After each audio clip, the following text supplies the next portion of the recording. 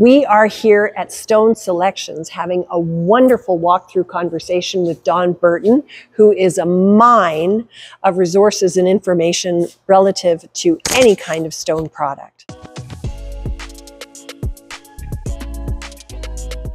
If you ever feel that the office is getting stagnant or flat, this is a great place to come. I got to tell you, because what happens is that they won't look at stone again. If I do my job right, they won't look at stone again quite the same way. No, well, and I have on occasion just come and wandered the aisles here. Course, when I'm starting with a project. You know, you kind of, I'll get a feeling from a client and they'll tell me their likes and dislikes and all of those sorts of things. But I'm also very organically looking for inspiration and a starting point on a job. A storyboard. Yeah, yep. Like just the beginnings of a shape of a story in my mind. And I have come here and just wandered this place like an art gallery because it's so inspiring. Yeah. When I start with a walkthrough with a client, I always start here because I talk about a couple of things right out of the gate. You notice that this material has quite a linear pattern. Yeah. In the trade, we call that vein cut. Yeah. So if this was a box of soda straws and we cut the box this way so you could see the sides of the straws, that's a vein cut. If we cut it the other way, looking at the holes, it becomes more non-directional.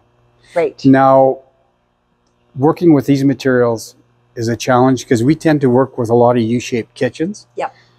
If you're not careful on how you cut this stone, you can get left and right of stone, vein going on one side this way and that way. It fits on the slab, and it's the Achilles heel of the stone business. We talk about the layout, so we'll move over there now. So okay, yes, this is such an interesting process. And for me as a designer, coming in to work with you on the layout and the shape of a kitchen and the way that shape is mapped on the stone. Yes. I often will include my clients in that meeting because it's just such an interesting process, and it gives them an understanding of how you actually work with this material and fabricate the countertops.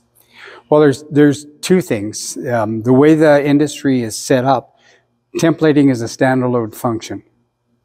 The guy that templates, he brings the templates, puts them on a rack, makes it on a build, and then he leaves. The guy that cuts it never saw the kitchen. So he's cutting from the template. So all he cares about is that it fits on the slab. So what you can have this piece like this left of stone, oriented this way, and then the next one you can have going that way, going the vein going on the opposite side. It fits, it just looks not good. Yeah. So two things happen. When you make the effort to do these layouts, you're pretty much assured that you're not going to have a surprise on the install. The second thing is that the fabricators very seldom get, the guys in the shop very seldom get to meet the customer. Mm-hmm. So we're doing this with those guys watching, and all of a sudden that kitchen becomes from job 1277 to, hey, you know, that's Krista's job. It's marvelous to watch because now they've connected with you. Yeah.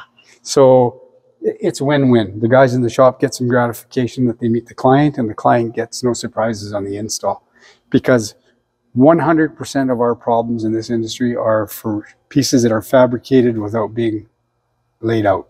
Correct. And the fix is expensive, and no matter what you do, the customer is never happy. Yeah. So that's it's something that we advocate. Now, if this is a solid white quartz material, wouldn't matter. Stay home.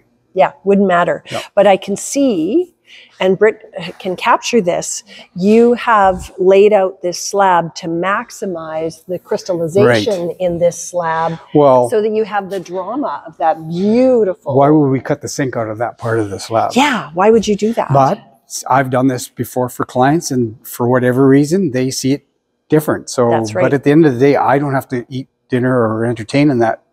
You do. And if that's what you're seeing, then that's what you should have, right?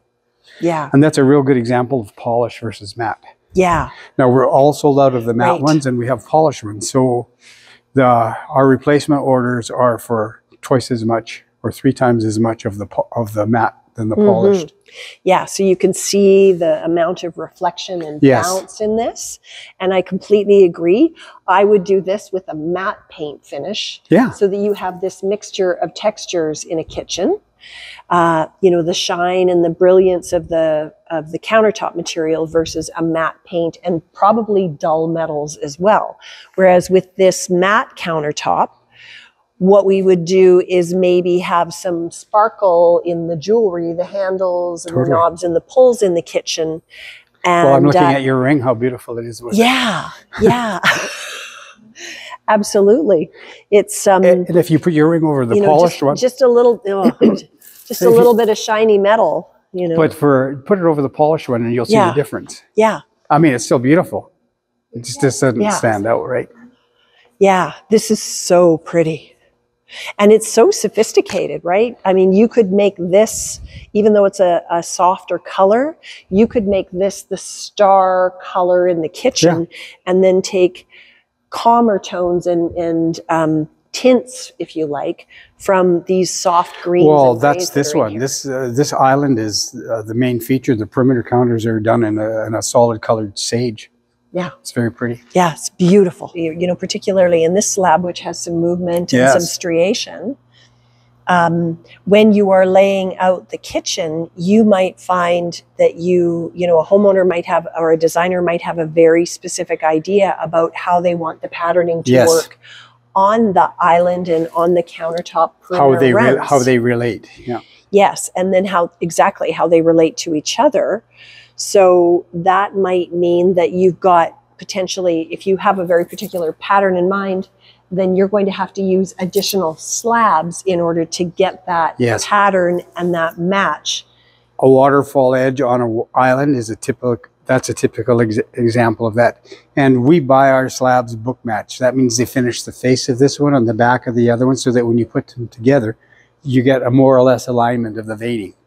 So that lets you do that beautiful wrap where there's that continuous movement of veining going through. If they're not book matched, you can't do that. You have to slip match them, and it's not the same. No, I've been through so many fabrication templating sessions where you're trying to get something that isn't really... If it's not book matched, you can't, And some materials, honestly, even if they're book matched, cut book matched, just the nature of the beast, you'll see like this pattern on the other side will be down here.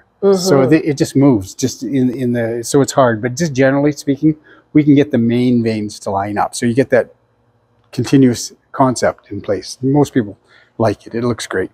And a book matched slab, for our listeners who might not understand what that is conceptually, it is literally like we take a page here. It's like we've got a book. And we're going to take this page, and it's exactly like that one. And we're going to open it up and flip it around like this. Exactly. So that this pattern on this end matches this pattern here. And when you put the two of them together, they will line up beautifully. Actually, Britt, there's an example right there behind you. Brava. That's a beautiful book match. Brava. So these are quartzites. And so the common mistake is confusing the word quartz, which is an engineered stone, with a natural stone out of the ground, which is quartzite. So the ITE is a very important thing. So the first form of this was beach sand. It was sand on a beach. As there's geology change, and there's some, these events like earthquakes and things in the formation of the earth, these sands got pushed further down and pressed, and the first pressed stone would be a sandstone. So a sandstone is great for, I'm going to say like a cladding job. Yep, exterior materials. We use it a lot. Very, very porous. Yes. But as this got farther down, it metamorphosized more. So, but just generally speaking, if you think about it as a metamorphosized sandstone, you'll understand how you get these beautiful colors and these beautiful veinings, because it's very marble-esque. Yeah, it is. I always think about quartzite and marble as being, kind of distant relatives. And I know chemically there are overlaps. Yeah, so the geology for marbles is those are basically metamorphic rocks, but they're calcium carbonate based. And what the problem is, calcium carbonate is a material that is soft, scratches, and it reacts chemically with anything that has a pH of over 7. Red wine, lemon juice, all of those things, and vinegar, yeah, mustard. So yes, that one you have to educate the consumer that they're going to have some ongoing maintenance with. In Italy, it's crazy because I've stayed at the same hotel for 40 years, and it's all marble in there. It always looks great. And they told me last year it always looks great because they have a guy over Christmas when they're closed comes in and resurfaces everything for them. So, well, and some people, if they really want a marble or a quartzite look, are willing to take that risk. Yeah. But you're right; it's all about education. It's education, yeah. And the thing is like, we never had a guy before. Now we have guys that can do the repairs. And there are some products that are coming out now that we're looking at, you can put on a marble to protect it. But right now for polished marble. The other thing you'll notice about these materials is they're not polished, they're matte. Yeah. Matte, leather, brushed, different terminology, and it's just relative to the tooling they use. Honed is the old term that we use, but the honing problem was a problem because it always left the wheel marks from the disc. It's a rotary tool, right? Right. These are a brush, so it's a rotary, but it doesn't leave the marks in it. Right. It's beautiful. Yeah. This color. And almost the sense of texture in it. Yes. Is gorgeous. And I think what happens is like if you look at high gloss cabinets and shiny backsplash tiles, you need something to tone it down. So it's quite interesting because we don't drive this market, we follow it. I have this material in polished as well, and we're selling about 8 to 1 of this finish, and we don't drive that. It's people come in and pick it because we have both. So I always find that interesting. Yeah. And we're seeing that shift away from white and gray now to this color. Yeah, we're definitely seeing warmer tones. #1 selling quartzite on the planet right now. Really? Yeah. Oh, it's beautiful. Yeah. When you talk about the price of a slab, so granite was the color that we sold here. We've been here 26 years. We sold probably $80 million worth of granite. Never changed to countertop. So why don't we just keep selling granite? It's the color. You can't, because that's a volcanic, an igneous rock. Right. So just the word granny is granular, and normally it's pink or brown. So the colors don't fly. I can show you some that, in the day they were. Oh, I remember. Yeah. I remember, man, you went and chose your granite, and that was something. Yeah. Yeah. Because it lasts a lifetime, right? Yeah. Yeah. So, but the price point, people never ask me why are quartzites so expensive? And is if we're cutting these side by side on the same tooling for cutting, 4 days I'm through the granite, which is business as usual. 21 days we're still cutting this. So it's the hardness. It's the hardness. And what are we using to cut? Diamonds. But it's hardness, but then there's this porosity. So don't confuse the two. Yeah, hardness is one thing, porosity is a different animal. Yeah. These are porous. You have to seal these products. Yes. And you have to seal them dry. So they at every level, the element is time. From the quarrying to the sawing. Once the fabricator gets it, he's not getting 16 kitchens out of a blade, he's getting 4. He's not getting 80 coring holes, he's getting 16 or 20. And it's not 5 minutes to core a hole, it's 45 minutes. And you can't cut it in a single cut, you have to plunge cut it. It's so hard. Wow. But when it's processed and fabricated and installed properly and maintained, because you have to, the sealing is ongoing, you're never done. But once it's sealed, it will be stain proof. Well, the problem is people, olive oil. Yeah, if it's sealed properly with the right product. So that's the other thing, because it isn't a product that you can buy one sealer for one. There's not just one sealer that works for all quartzites, because their absorption rates are all different. Right. Hardness is the same, but the absorptions are different. And what it is it's the size of the capillaries. It's a technical thing, but what happens is the capillaries will absorb like a soiled washcloth, and it'll get into the untreated edges and it'll migrate into the stone.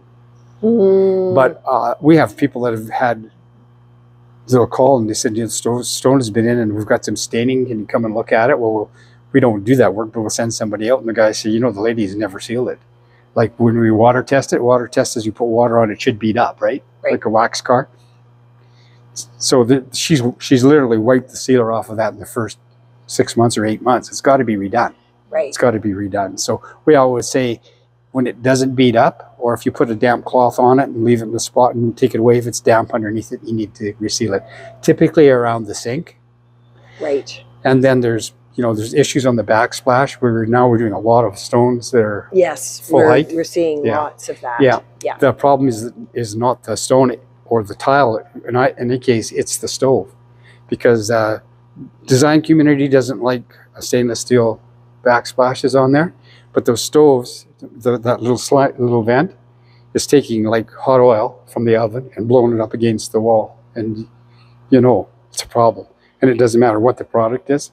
So now the gas stoves are making smaller burners on the back and telling you just to heat back there, but they're all recommending the 5, 10, or 20-inch stainless steel plate.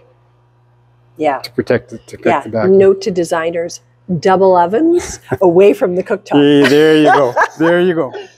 So that's not really a stone question, but it's something that we see a fair bit on the I'm not happy because the stone is staining conversation. So I think the thing to understand about natural stone, these quartzite slabs, because the blocks are big, this material is extremely hard, yields big sizes, 77 by 126 all day long, 78, 79 by 134 on occasion. That's a big slab. That's a huge slab. And where I'm going with it is typically where we're using a smaller slab or a man-made slab where they're 63 by 126.